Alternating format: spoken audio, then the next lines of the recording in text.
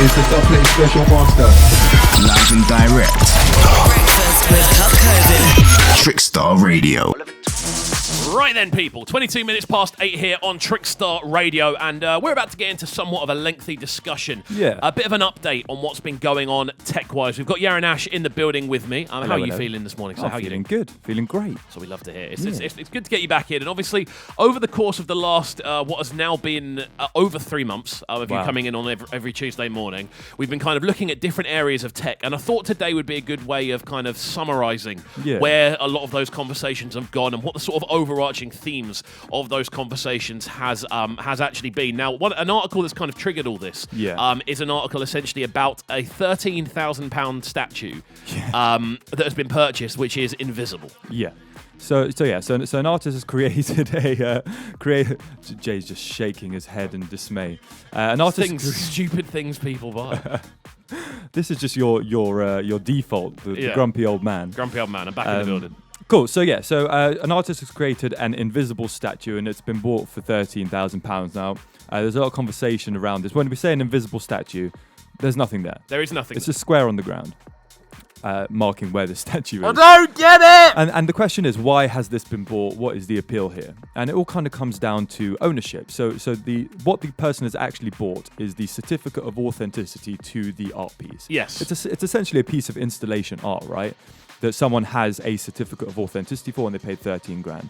Now, this ties in quite handily to the conversations we've been having about NFTs and kind of this digital art, people buying these NFTs of digital art for ridiculous amounts of money. Course. I mean, millions of dollars. This is almost like the analog version of that. Yeah, and it's not even that analog. No. But yeah, it is the analog version of an NFT in essence.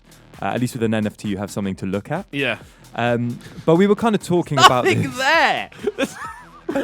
I'm all good with people spending a lot of money on abstract art. I can understand why people do it. Everyone has their own tastes. Everyone has their own unique takes on what art is and how much stuff is valued. Stuff is only worth as much as the highest bidder is willing to pay. Yeah, that's the golden rule in everything. This is true. But there's nothing there. And I mean it's kind of along the same lines as when people like sell bottled air, isn't it? Because like there's air in the bottle. There's still something there. Okay. There's something tangible that is still physically. This I look at and go, I can't think of what on earth would drive anyone to spend £13,000 on quite literally nothing. But then this is what we were kind of discussing, and I think we kind of both agree on some level that this goes back to the argument of ownership, right? Yes, it does. And in the digital world in which we live at the moment, we don't own a lot. Our music is on subscription, so we don't own, most people don't own kind of physical copies of music. Films are via streaming platforms, so you don't have DVDs anymore. And that's kind of what I think the appeal is, which ties us quite nicely to this kind of resurgence of vinyl in the music industry. I do want to talk about the resurgence of vinyl, obviously, especially at the moment with it being a very specific week. But I've just read the quote that Garau, is it Garou or Garau? It's Garau. I'm assuming it's Garou. Is this the artist? This is the artist. Yeah. He's described the piece of work. Yeah. I saw this and my heart dropped because I'm going to have to say this and try to keep a straight face. Oh, yeah. The vacuum is nothing more than a space full of energy. And even if we empty it and there is nothing left, according to the Heisenberg uncertainty principle, that nothing has a weight, therefore has energy that is condensed and transformed into particles. All right, I'm going to become the grumpy old man. So it's a... There's nothing there! He's bought an essay. There's nothing there! Nonsense. Sorry, carry on. We were talking. Understandably, this does lead very, very well onto the conversation about vinyl and that original idea, especially within sound, of ownership of sound. Yeah, and I think people nowadays, regardless of whether it's an invisible statue, an NFT, or a vinyl record, people just want to own something. They want to buy something that's theirs and only theirs. And yeah, I think that's kind of the theme with technology at the moment, is that we're seeing this almost nostalgic resurgence of things. Be they games, be they whatever, be they invisible statues, where people just want something to own and want something to say, I own this, no one else has this. Yeah. I guess the only thing with vinyl is that it kind of almost doesn't fully align with the most popular ways of consuming music nowadays. Yeah, I think as a consumer now, if you're buying vinyl, you are essentially subscribing to that idea of I'm going to have to go to an effort to actually listen to this thing. That it doesn't just tie into your like smart systems at home. No, of course. I mean, that would be cool. Yeah. If something did appear that was almost like a smart vinyl player, almost like a kind of automatic one where you put them all in reels and it kind of picks one automatically. That would have to be quite a big unit, though. Yeah, wouldn't it would. But you never know. There's probably someone who's got something that does that somewhere. I mean, that's essentially what a jukebox is. I mean, do you think? What's your opinion on like smart speakers and the way that people kind of consume music? I can understand the appeal. For me, I've never had one, and I never probably. I can't say I never will, because there might be a time where it becomes standard and it's just something that normally happens. But for me, the way I've kind of got myself organised at home is every chair that I sit in has a speaker system next to it that I can reach by hand anyway. Right. So actually getting it programmed and saying things in a certain way to make sure something gets played, I can just use a mouse. I mean, I guess the interesting thing about smart speakers, and it kind of goes on to an article that I read today about FaceTime integrating music sharing whilst you're on FaceTime with somebody, and that kind of tying in of various technologies to be able to actually share music with people who might not be in your house, but still have that connectivity. I do like think talk that's to me more about how this is coming in, because I like the sound of this in principle. So from what I understand, I mean, it wasn't a very in-depth article, but if we're on FaceTime together, this is just FaceTime, by the way, this isn't like WhatsApp video or anything, but I could essentially share a song and we could both listen to it at the same time whilst on video. And we can kind of listen to it, talk about it. I guess the same as like Netflix did that. Like watch parties and stuff like that. Yeah, or just with a video integration. Yeah. You can do listening parties on Spotify. Yeah. So I'm assuming you need to be a signed up member to a certain service for this to work. So there are.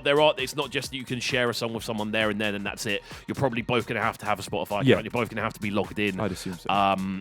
And you both got to have an iPhone. And you both have to have an iPhone. So there's a lot of specificity about this for something which is very cool. I like it as an idea, but again, it ties back to the idea of having to have such a specific scenario to make it work. I mean, I've seen a lot of stuff floating around, obviously, about connectivity. The big one over the last few years has obviously been iPhone headphones, and obviously most people are moving on to earbuds now and sort of wireless headphones. But there's still, for people like me, I like to be able to see my headphones. I'm a bit old school with that sort of thing. Old school? Yeah, can you believe No that? way. I like actually having headphones. I kind of like seeing the cables. I like knowing they're there because I lose them otherwise. That's the main reason. Yeah. But you have to have a specific iPhone connector for it to work with an iPhone, and it's that kind of idea of have these systems gone too far to the point where you have to completely are they too isolating? Yeah, you have to completely subscribe to one service to enjoy it, one brand and one service to enjoy its full potential. Because you can't really mix and match anymore. Yeah, and I think this is for me. I really felt this with the launch of Clubhouse. You know that app where you can tune into various personalities and stuff, kind of discussing certain topics. And I wasn't able to access it because I didn't have an iPhone. And people were telling me, "Oh yeah, this music executive is talking with this artist, and you can tune in for free." And I felt really isolated by that because I almost didn't have that leg up that other people tuning in had. But then at the same time, I think we're finding, look in the gaming industry, a lot of games are kind of becoming cross-platform. Yeah, it's almost like they've tried it and gone, you know what, we may as well go. Yeah. It's worth more than going exclusive and you make somewhere. more money that way because you get a grasp on the whole population. And we've just seen as well that Apple are going to start integrating Siri into third-party devices. So you won't necessarily have to have a Google Home to be able to integrate Siri moving forward, which is a big thing as well. That's a huge thing. I mean, it is interesting, and the conversation does just kind of very much revolve around the idea of ownership more than anything else, and depending on what you actually own. I mean, the big thing for years has been streaming isn't ownership; you are essentially renting. Yeah. Whereas stuff like physical ownership is actually buying the properties, and then obviously that's gone on to NFTs, and it's almost gone completely out of control. And it's gone into data. Yeah, we've talked about this over the past few weeks about, do we own our data? Do we care about not owning our data? Are we? There's so many arguments about it, but it's, we have access to this online space to the vastest technologies that anyone, any generation has ever had access to. But are we becoming more isolated? Are we becoming less connected? And are we owning less?